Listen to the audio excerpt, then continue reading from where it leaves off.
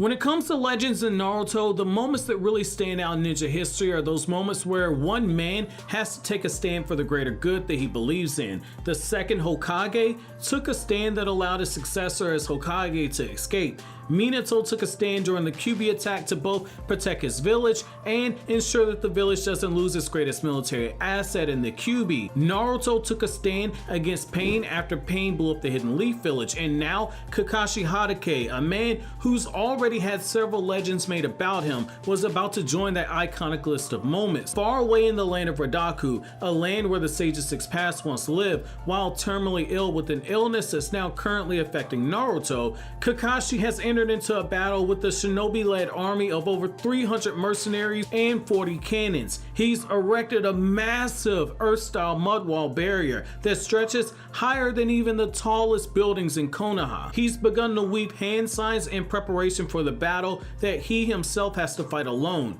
In today's edition of Kakashi Retsuden, we're going to dive into the early parts of Kakashi's battle against 300 mercenaries and explore the moment when Kakashi's own signature jutsu has been unleashed against him, a jutsu that currently only Sasuke Uchiha can safely perform, the Chidori, and in this case actually the raikiri, better known as the lightning blade. For those of you guys who are new, Kakashi Retsuden is the first of 3 novels set in the Boruto era during what's nearly a 1-year gap between the Mujina Bandits arc and the Owl arc of the Boruto manga. I'd recommend checking out the playlist for Kakashi Retsuden if you stumbled across this video by accident, because from here on, I'm going to assume you're already caught up with the story so far. It's in this scene I'm going to share with you that Kakashi has crossed the ultimate line. He's openly started war and revealed himself as being the former 6th Hokage of Konoha. He's erected an Earth-style mud wall jutsu to protect the innocent from the mercenary army of over 300 shinobi, and he's begun preparing himself to meticulously take down the shinobi on the other side of the wall. No longer burdened by the chakra drain that comes from having the sharingan in a body that lacked the physical strength to maximize that power without becoming exhausted due to the stamina and chakra loss, Kakashi has begun to display some of the increased power that comes from no longer having to worry about his chakra and stamina being eaten up by the sharingan, shown by the sheer massive size of his mud wall jutsu being far bigger than anything we saw him do in the Naruto series. The mud wall effortlessly holds off the cannons that are beginning to shoot attacks at it, as well as the ninjutsu based attacks that are being fired at the wall as well. All around Kakashi, word begins to spread that Nanara's tutor is actually the former Hokage of Konoha. Hope begins to fill the hearts of the very same women who were previously crying, and the rightful ruler of Redaku, Prince Nanara, the very same student Kakashi had taken underneath him, watched in awe as Kakashi began to plot his next move, all while weaving hand signs for his next attack. With the scene finally being set, it's here I'm going to begin quoting. The cannons and ninjutsu began to fire at the mud wall. The surface of the mud wall began to shake, but it held up. The villagers all around were screaming and crying. However, only a small amount of smoke began to rise up. It was then that they realized that despite everything being fired at it, the cannon blasts, the ninjutsu attacks, not a single scratch. The villagers were shaking in awe.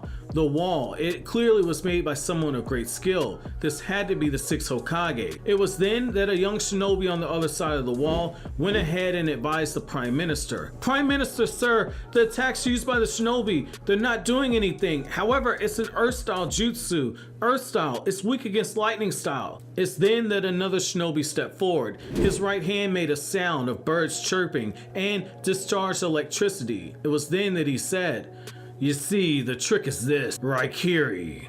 The legend of the 6th Hokage, cutting thunder. It remains in the Land of Fire. It's a secret skill. So far, only Kakashi and Sasuke Uchiha have mastered it." Smiling with plenty of confidence, the shinobi moved forward towards the mud wall jutsu and announced its intentions. In general, Earth style is considered to be vulnerable towards lightning style because there are many impurities in the soil which conduct electricity. He had the perfect attack for it. "I'll smash through it with my own raikiri," the shinobi shouted. Nanara was terrified at the sight. "Kakashi, it's crazy! He's gonna use some crazy skill!" Kakashi said nothing as lightning swirled from the shinobi's hand and the sound of birds chirping grew even louder. "Kakashi, it's dangerous! Get away from there!" Nanara shouted from the top of his lungs. Kakashi was looking at the trajectory of the man's jutsu, assessing where it would land. Kakashi watched as the man began to charge at the target, concentrating his consciousness onto the point of attack. Kakashi watched as the raikiri began to collide. Kakashi continued to stare at it. The moment that the discharge reached the wall, it had disappeared, almost as if it had been sucked in.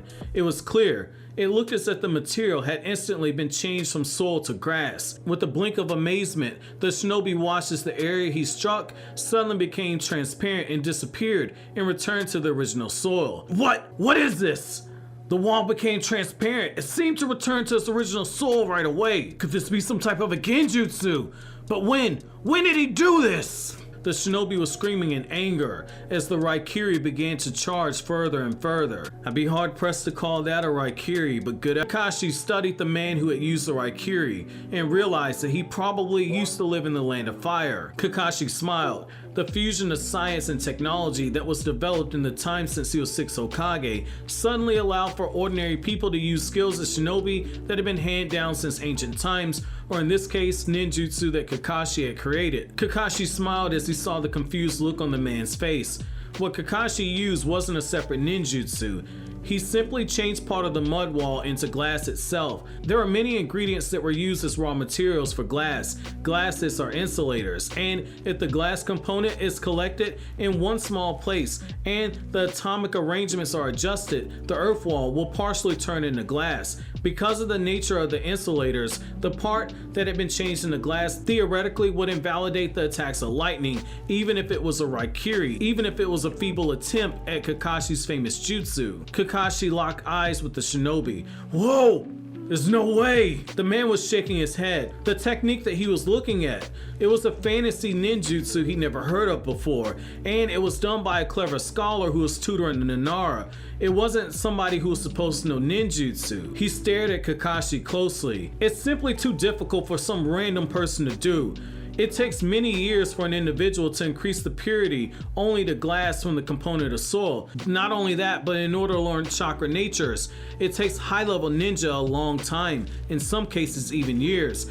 Furthermore, in order for this person to practice it, necessary to pinpoint the change only in the place where his raikiri struck and keeping all the rest of it the same, that was a level of skill that only few could do. Moreover, after a lightning strike, it was necessary to make the immediate change and return the glass part to its original form. Glass parts can prevent thunder and lightning attacks, but they can easily be broken by simple physical attacks. The technique that he was seeing was nothing more than an empty theory on a desk. He knew this ninjutsu in theory, but no one had been able to master it. You need to have otherworldly reflexes. You need to be able to weave hand signs at an unimaginable rate. Not only that, but you had to have the chakra control that makes you dizzy just imagining the level of skill that's required. He could only think of a few shinobi with the skill to do so. It was then as he looked at Kakashi that suddenly he began to change his mind. The previous Hokage of the land of fire, Kakashi Hatake, he was a master of all 5 changes in chakra nature. At the bare minimum, he was a shinobi who could accomplish his feat.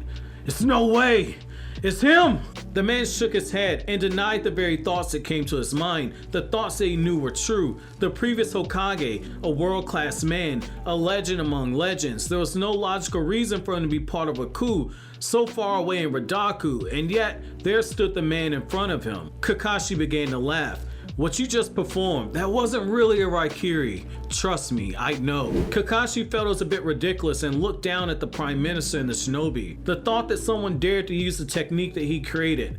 He didn't really care, but either way, this was merely a simple lightning style attack that didn't come close to his own raikiri. Lightning began to swirl around Kakashi's hands. End quote. So what I really like here is the fact that Kakashi almost came off as offended when one of the rogue shinobi from the land of fire had the balls to try using the raikiri, which Kakashi openly scoffed at, stating that it wasn't exactly the raikiri as lightning chakra began to swirl around Kakashi's hands in response. My favorite part in all of this is the fact that the very same shinobi meeting the gaze of Kakashi realizes that he's face to face with the former 6th Hokage, and he begins to shit bricks in response. What I also like here is the fact how Kakashi took advantage of the one weakness of the Chidori. The fact that without the Sharingan Eye insight, the user can't see a counterattack coming. The moment that the ninja announced that he was going to use a raikiri, Kakashi left nothing to chance and immediately had a counter strategy in place, just on the off chance that the shinobi was actually using the raikiri. This is one of those moments where you really get to see Kakashi shine.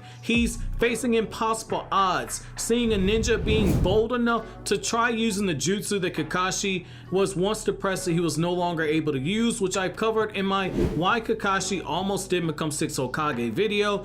But despite all of this, Kakashi has already soloed a powerful rogue ninja without even using an offensive attack. He's only weaved hand signs for a defensive jutsu in the mud wall jutsu, and he's weaved hand signs for a new earth style jutsu that was only possible in theory, all while making the shinobi come to the conclusion that Kakashi had first cast genjutsu on top of everything else before he realized that Kakashi had used a new type of earth style jutsu that had been deemed impossible for anyone to use because of the high level of difficulty. It's crazy to see how Kakashi is methodically proving his dominance over the shinobi-led army of 300, and one of the first people that Kakashi takes down is a ninja from the Land of Fire. Kakashi had previously warned Nara a few nights prior that if Redaku did indeed choose war with the Land of Fire, that Redaku itself would be crushed. And the reason why this is so huge is this matches up with statements made in the Boruto era about Kakashi, where